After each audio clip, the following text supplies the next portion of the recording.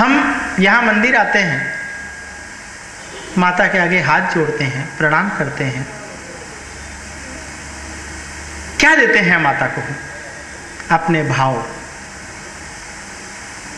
ईश्वर माता ये नहीं देखती कि आप उस गोलक में, उस दान की पेटी में कितना डाल रहे हैं। माता तो भाव देखती है कि आपने उसे दिया क्या है। आप सच्चे दिल से किसी के लिए दुआ करके देखें। आने वाले समय में मैं फिर आपके पास आऊँगा। अगर आप ये सीखना चाहेंगे तो 2 दिनों के शिविर में मैं आपको यहाँ सिखा सकता हूँ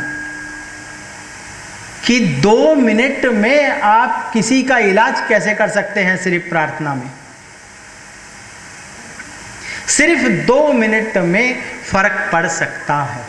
2 मिनट में सिर्फ अंदर उतरिए, बोलिए कि इसका सिर दर्द ठीक हो जाए, इसका हाथ पैरों का दर्द ठीक हो जाए, इसकी बीमारियां ठीक हो जाए, होंगी।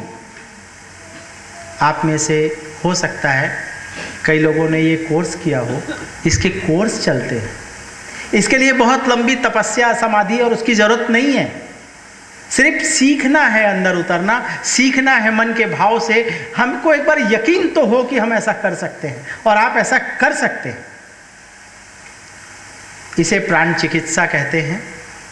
अपने प्राण से किसी का इलाज करना।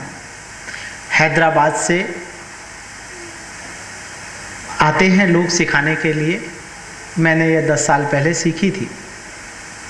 किया जा सकता है, बहुत आसान है। आदमी बंबई में हो, इस पृथ्वी के दूसरे छोर पे हो, आप यहाँ बैठ के उसकी चिकित्सा कर सकते हैं। आप चाहेंगे तो ऐसे संस्थानों के नंबर को मैं दे सकता हूँ, मिल जाएंगे। वो लोग 2 दिन का कोर्स 2-2 बार करके सिखाते हैं और इसमें आप में ये ताकत उत्पन्न हो जाएगी। ताकत तो है, सिर्फ जानकारी सिखाते हैं वो कि कैसे करना है, कैसे दूसरों का इलाज किया जा सकता है। ये सब बोलने का मेरा मतलब ये है कि ईश्वर ने आपको बहुत सारी नियामतें बख्शी हैं। आपका कोई मित्र, आपका कोई रिश्तेदार किसी कन्फ्यूज़न की वजह से कोई भेद आ गया हो मन में, कोई गलत फहमी हो गई हो, आपसे दूर हो गया हो, और हो सकता है उसमें आपकी गलती ना हो। आप बार बार उसको सामने रखें और ये कहें, कल्पना करें कि वो सामने बैठा है, अगर आप सामने नहीं जाके बात कर सकते तो, कि मैं तुमसे प्यार करता हूँ, तुम मुझसे प्यार करते हो। बार बार ये जपें दिन रात।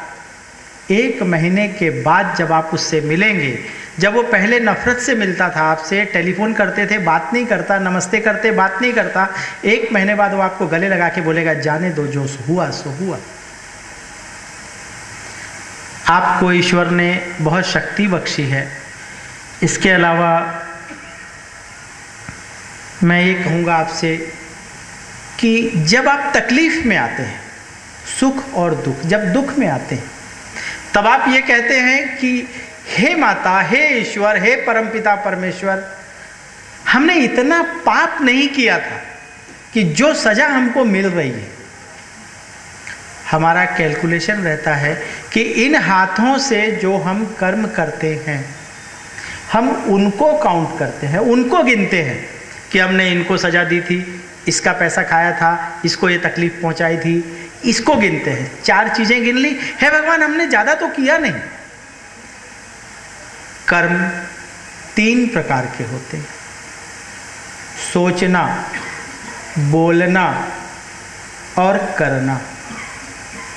मैं 10 में से 10 लोगों से अगर ये पूछता हूँ कि कर्म कौन सा बड़ा होता है, तो वो कहते हैं कि करना बड़ा होता है। नहीं, सोचना बड़ा होता है। सोचने के बाद बोलना बड़ा होता है, बोलने के बाद करना बड़ा होता है। क्योंकि जब तक आप सोचेंगे नहीं, बोलेंगे नहीं, बोलेंगे नहीं, करेंगे नहीं। हम हाथों के कर्म गिनते हैं, मन से सोचते ही कर्म हो जाता है। आपके मित्र के पास कोई बहुत कीमती लाल हो, हीरा हो, आपने सोचा कि इसको किसी तरह चुरा लिया जाए, आपने बहुत प्रयत्न किया, नहीं चुरा पाए। कोई ज़मीन जायदाद हड़पने की बात आई, आपने बहुत जोर लगाया, बहुत प्रयत्न किए, नहीं कर पाए।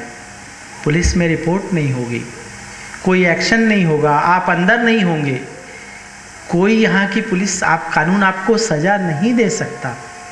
लेकिन सोचते सार परमात्मा के खाते में, धर्मराज के खाते में वो अपराध दर्ज हो जाता है।